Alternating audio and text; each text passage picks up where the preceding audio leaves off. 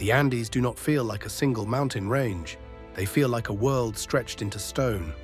For 7,500 kilometers, they run along the western edge of South America, crossing 7 countries and nearly every climate you can imagine: cloud forest, high plateau, dry puna, fertile valleys, glaciers, and peaks above 6,000 meters where the air is so thin that an unprepared person can lose strength frighteningly fast. And yet for thousands of years, people did not merely pass through these elevations. They built here, they worshipped here, they ruled from here. They created entire civilizations in places where, by ordinary logic, civilization should never have taken root. That is what makes the Andes so unsettling. Because when most people think of Andean history, they think of the Inca. And the Inca matter. But they were not the beginning. They were the last great imperial layer in a much older human story. Before them came other cultures, other cities, other priesthoods, other engineers, other beliefs, many of them still only partly understood, many of them buried under soil, jungle, and silence. The Andes are not one mystery. They are a chain of mysteries. And tonight we are going into that chain, not to solve it completely, because no one can, but to get as close as possible to the questions these mountains still refuse to answer. So before we begin, subscribe to the channel, because every week we go deeper into places where history gets stranger the longer you look at it. Let's start in Peru, high in the Andes, at one of the oldest sacred centers in South America, Chavín de Huántar. At 3,177 meters above sea level in the Peruvian Andes stands Chavín de Huántar, a ceremonial complex roughly 3,000 years old and recognized by UNESCO as a World Heritage Site. From the outside, it looks powerful but comprehensible: stone platforms, plazas, heavy walls, deliberate geometry. But Chavín is deceptive, because the real mystery is not what stands above the ground, it is what lies below it. whc.unesco, https://whc.unesco.org/en/list/330/. Under the temple runs a network of internal galleries, narrow corridors, hidden chambers, shafts, intersections, and passages cutting deep into the mound. Archaeologists have documented dozens of these galleries arranged on multiple levels, connected in ways that make the site feel less like a building and more like a machine for controlling experience. And one of the most astonishing things about that machine is that it was built to manipulate sound. Smart History, https://smarthistory.org/Chavín-de-Huántar/. In 2008, researchers associated with Stanford and archaeoacoustic work at Chavín studied how sound behaves inside these underground galleries. Their findings helped confirm something extraordinary. Certain tones, especially those associated with ritual shell trumpets known as pututus, reflect and overlap in ways that make the source difficult to locate. In plain terms, if you stood inside those stone passages and heard the ritual sound, you might feel as if it were coming from everywhere at once. Acoustics, https://acoustics.org/4PAA A2-Ancient-Chavín-Guides-at-Ancient-Chavín-de-Huántar-Peru-Miriam-Cola-PH-D/. That matters because Chavín was not only architecture. It was controlled perception. It was sensory theater thousands of years before electricity, amplification, or modern stage design. The people who built it understood that belief can be shaped not only by what a person sees, but by what a person cannot explain. At the center of this underground world stands the Lanzón, a monumental carved stone more than 15 feet high, or about 4.5 meters, depicting a supernatural being that combines human and animal features. The figure is often described as part human, part jaguar, part serpent, not a creature of nature, but a creature of transformation. And its placement is just as strange as its image. It occupies the core of the temple's internal system, embedded as if it were an axis connecting levels of sacred space. On Wikipedia, https://n.wikipedia.org/wiki/chav percent C3% ADN underscore D underscore Hugh percent C3% A1 NTAR. Now imagine the ritual possibility here. A pilgrim enters the dark, direction vanishes, sound behaves unnaturally, the source of the voice becomes impossible to place, and somewhere in the center stands a towering stone deity. Was someone speaking near the Lanzon while that voice emerged elsewhere through controlled openings and shafts? Was the entire underground system designed to produce revelation through disorientation? No one can answer that with certainty, but the architecture itself suggests intention, and Chavin is still not fully understood. Parts of the subterranean system remain incompletely mapped or excavated. Some passages appear to have been deliberately filled in long ago. That means the site may still contain spaces we have not properly interpreted, or perhaps not even fully entered. If you're still watching, comment the word labyrinth. I always like seeing who makes it this far into the mountains, because Chavin gives us the first rule of the Andes. If a place looks old, sacred, and finished, it probably hides another level underground. Tiwanaku. Now we move south to the shores of Lake Titicaca, near the modern borderlands of Bolivia and Peru, where the ruins of Tiwanaku stand at around 3,850 meters above sea level. Even today, visitors often feel the altitude within the first hour. Headache, short breath, dry lungs, heavy legs. And yet this was once the center of a major pre-Hispanic power whose peak is generally placed between about 500 and 900 CE. WHC.UNESCO https://whc.unesco.org/en/list/567/. The Inca themselves treated Tiwanaku as a place of deep antiquity and cosmic importance. In later tradition, it became associated with creation, a place where the order of the world began. Whether those stories preserve older beliefs or reflect later Inca reinterpretation, the point is the same. Even for the Inca, Tiwanaku already felt ancient. That alone should make us pause, because we are not talking about a small ceremonial outpost or an isolated shrine. We are talking about a city that flourished at nearly 4,000 meters in an environment of harsh nights, frost risk, thin air, and difficult agricultural conditions. How do you sustain large populations there? How do you feed them reliably? How do you build ceremonial architecture on a plateau where survival itself is demanding? WHC.UNESCO https://whc.unesco.org/en/list/567/. Part of the answer emerged through research into the surrounding agricultural landscape. Around Tiwanaku, archaeologists identified raised field systems, often referred to as sucacolas, with canals running between elevated planting beds. These canals did more than move water, they moderated temperature. During the day, they absorbed warmth. At night, they released it, helping shield crops from frost. That is not primitive improvisation, that is environmental engineering.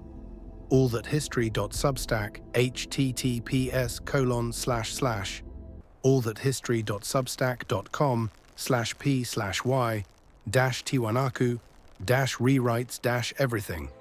When versions of these fields were experimentally restored in the modern era, their performance suggested that the system was highly effective under local conditions. In other words, the people of Tiwanaku were not somehow, despite everything, surviving at altitude. They were solving altitude with design, allthathistory.substack. But agriculture is only part of the mystery.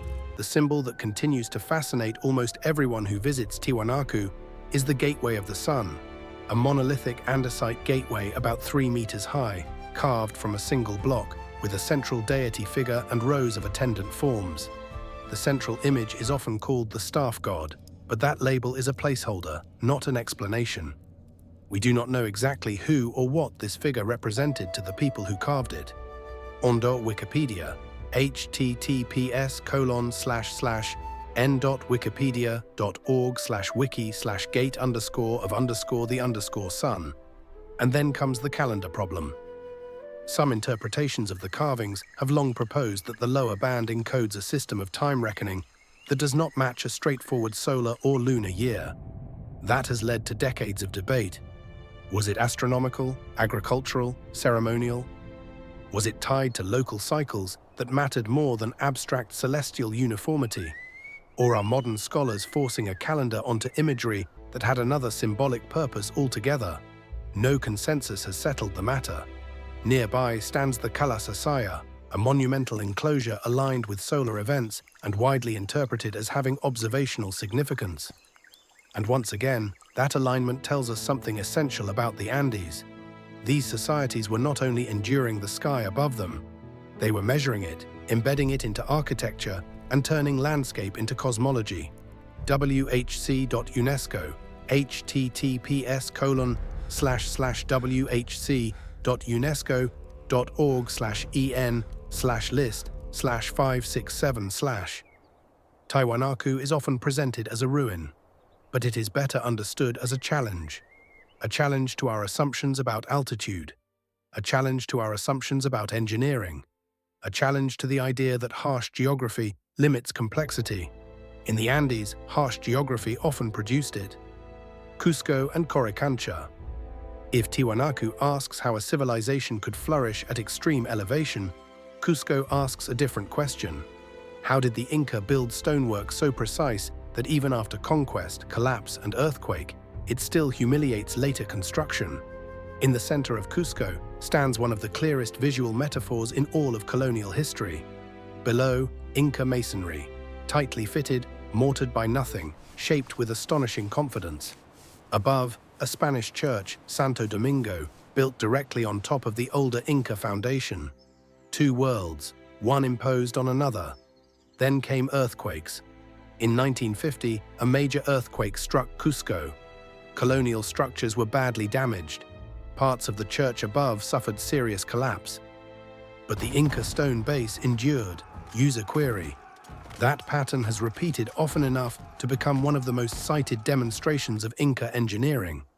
Walls assembled without mortar, yet capable of moving with seismic stress and settling back into place rather than shattering.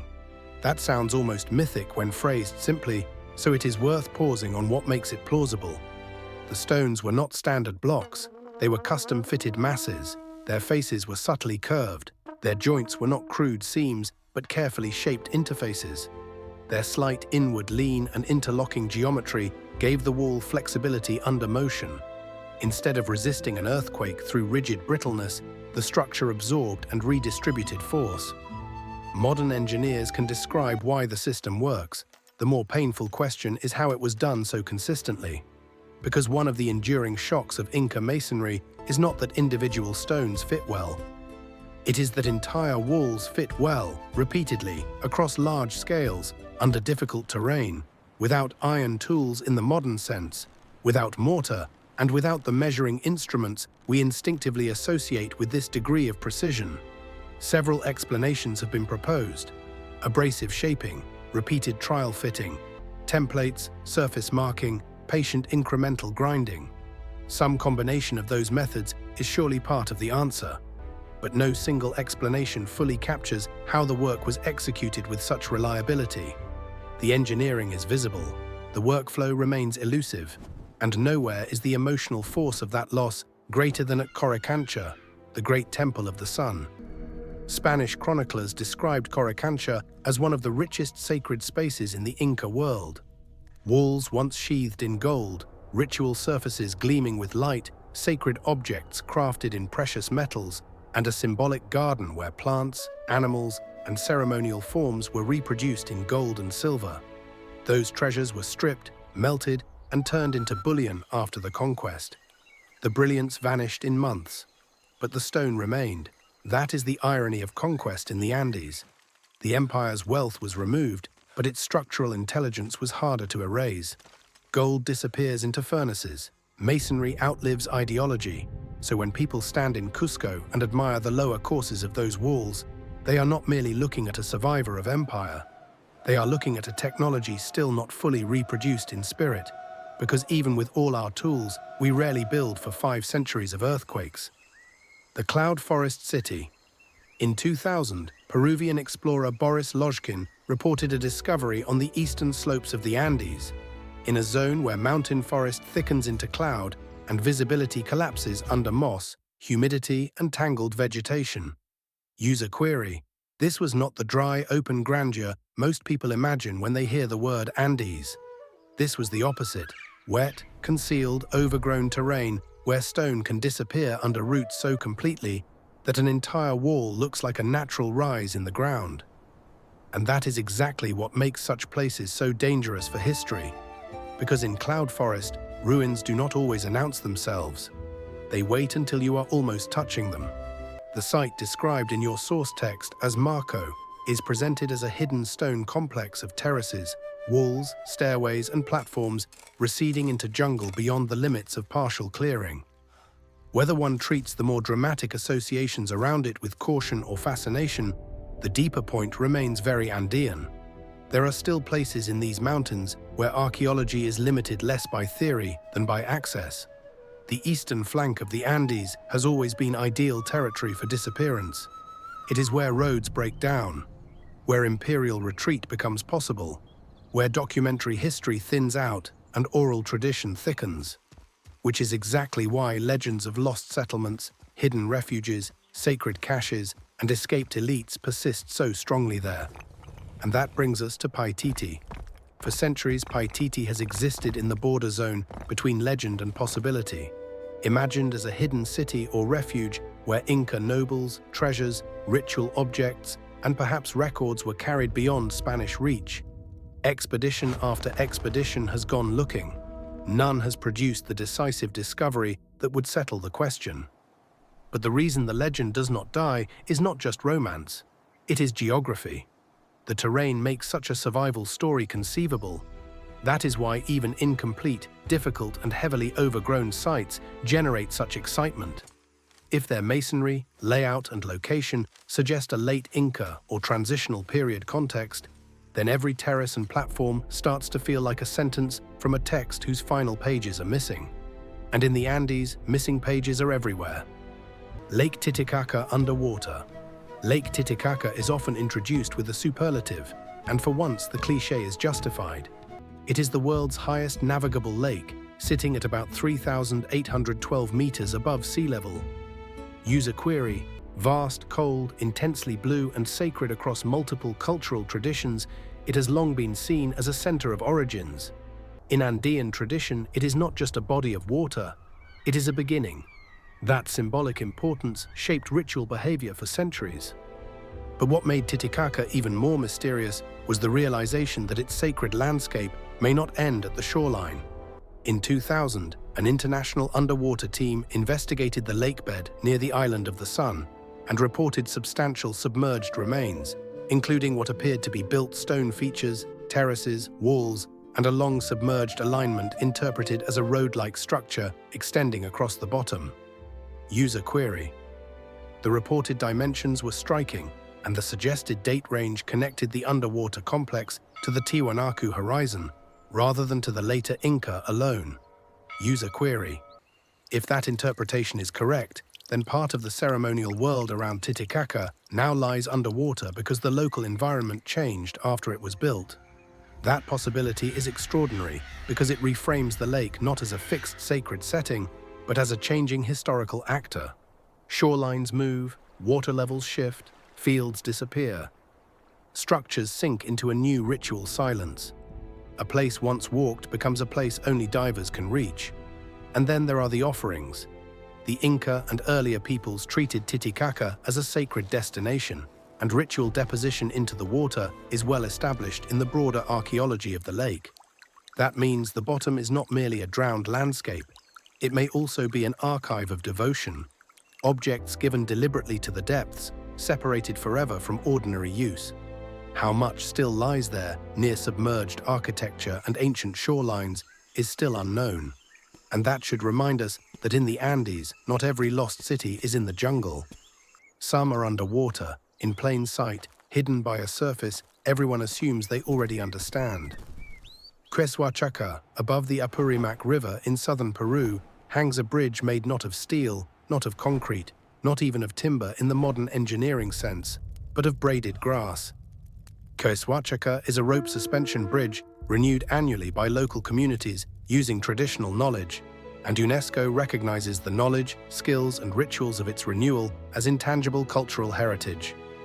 ich.unesco https://ich.unesco.org/en/r/skills-and-rituals-related-to the annual-renewal-of the Q-Ezwatchaka-bridge-00594. That alone makes it important. But what makes it unforgettable is this. It is not a museum reconstruction. It is not decorative folklore. It is a living engineering tradition. Each year, communities gather, harvest, and prepare the ichu grass, twist small strands into cords, cords into ropes, ropes into thicker cables, and then rebuild the bridge across the gorge as part of a communal ritual process. The old bridge is removed. The new one takes its place. Renewal is not a restoration of the past. Renewal is the method by which the past remains present. Further travel, https://www.further-travel.com/blog/2-013/UNESCO-IS-Keswachaka-Inca-rope-bridge-for-heritage-list/7884/. In practical terms, this also reveals something profound about Inca infrastructure. The imperial road system, known as Capac Ñan, depended on solutions adapted to terrain rather than on one universal building style. In places where masonry roads could run, they ran. Where mountains opened into terrifying voids, rope bridges solved the problem. Apis, Peru, https://www.apis-peru.com/Keswachaka-festival-in-Peru-rope-bridge/. And here is the deeper idea. Durability does not always mean permanence of material. Sometimes durability means permanence of knowledge. A stone bridge survives by resisting time. A grass bridge survives by being remade before time destroys it. That difference matters because modern people often assume technological sophistication must leave behind massive static remains. But Keswachaka suggests another model. A system can be extremely sophisticated and yet depend on continual renewal rather than long-lasting components. What endures is not the object. What endures is the process. Why did this one tradition survive when so many others vanished? Why these communities, this gorge, this ritual continuity? The simplest answer is usually the truest one. Because enough people kept deciding that continuation mattered. And once that decision is repeated across generations, it becomes stronger than decree. If you enjoy discovering places where technology and tradition are the same thing, hit like on the video. It really helps the channel more than people realize. Because Keswachaka teaches the second great Andean rule. Not all ancient knowledge is buried. Some of it is rebuilt every year in full view. Cuelap, on a ridge in northern Peru, high above the clouds in the Amazonas region, stands Cuelap, one of the most impressive monumental sites in the Andes and one of the least globally famous compared with what its scale deserves. Built by the Chachapoya, it rises at roughly 3,000 meters above sea level and is often described as a fortress in the clouds. 7 Wonders, https://7wonders.org/south-america/peru/chachapoyas/cuelap/. And when you look at its walls, that description does not feel metaphorical. The outer stone walls reach dramatic heights, enclosing an elevated settlement whose scale surprises almost everyone encountering it for the first time. Reports commonly describe around 400 circular structures within the complex. Circular, and that matters, because across much of Andean monumental architecture, rectilinear forms dominate. Cuelap's interior geometry immediately sets it apart. Go backpacking, https://gobackpacking.com/cuelap-fortress-ruins-northern-peru/. Why circular houses here when neighboring traditions often favored other forms? No one has produced a final answer. The Chachapoya themselves remain one of the most intriguing peoples in Andean history. Spanish chroniclers described them in ways that later generations sometimes exaggerated, into pseudo-historical fantasy, so caution is essential. Colonial descriptions are never neutral. They are filtered through conquest, bias, and misunderstanding. Still, even after stripping away exaggeration, what remains is a mountain culture with a distinctive development path, impressive architecture, and a stubborn reputation for resistance. Quilap was likely occupied long before the Inca incorporated the region, and some sources place its construction beginnings as early as the 6th century CE, while major building phases are often dated later as well. Its walls, setting, and internal plan all suggest a site whose significance was more than domestic. It was protected, elevated, symbolic, and labor-intensive on a scale that implies social coordination of the highest order. Peru North, https://www.perunorth.com/Quilap. And yet, despite growing tourism access, most of Quilap remains archaeologically underexplored relative to its full extent. Accounts regularly note that only a small fraction of the site has been excavated in detail, meaning the majority of those circular structures still hold unanswered questions. User query. That is one of the themes repeating throughout the Andes. Visibility is not the same as knowledge. A site can be famous, photographed, ticketed, and still be mostly unread. Vilcabamba and Espiritu Pampa. In 1532, the Spanish entered Cusco, and the Inca world began to fracture. But collapse did not mean immediate disappearance. Power retreated, it reorganized. It moved into terrain where armies, horses, and imperial paperwork became far less useful. That refuge became Vilcabamba. The Neo-Inca state, founded after the Spanish conquest, survived there from 1539 to 1572, with Vilcabamba as its capital and last redoubt. This was not merely a camp in exile, it was a functioning political center. Court, ritual, administration, memory. For decades, it remained the final organized continuation of Inca sovereignty, beyond direct Spanish control. Ondo Wikipedia, https://n.wikipedia.org/wiki/Vilcabamba, Peru. Spanish forces knew it existed, but reaching it was another matter. Jungle and mountain did what walls alone could not. They slowed invasion, distorted logistics, and made pursuit costly. By the time Spanish power finally broke into the region decisively in 1572, the Neo-Inca resistance was ending, but not cleanly, and not in a way that preserved its archives for us. That is what makes the story so haunting.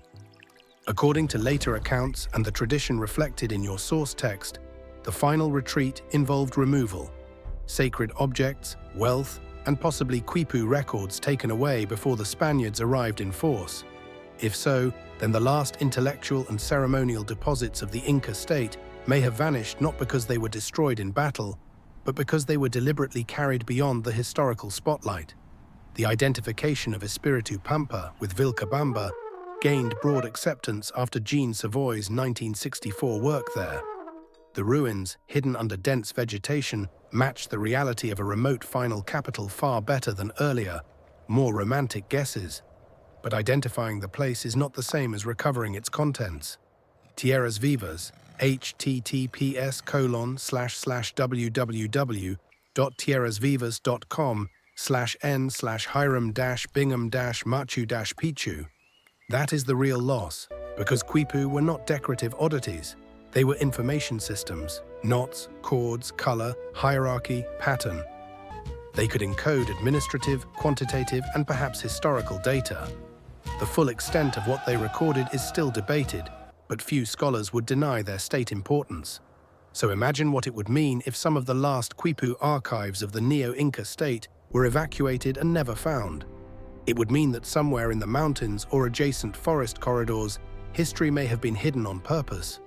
Not destroyed, hidden. And in some ways that is worse, because destruction closes the story. Hiding keeps it open forever. If you want part 2 on lost Inca archives, hidden Quipu, and the biggest unsolved document mystery in the Andes, write Quipu in the comments. Pucará de Belén. Not every Andean mystery belongs to a world-famous culture. Some of the most unsettling sites are the less publicized ones, places that raise obvious survival questions before you even begin asking symbolic ones. Pucará de Belén, in northern Chile's Andean zone, is one of those places in the way your source text frames it.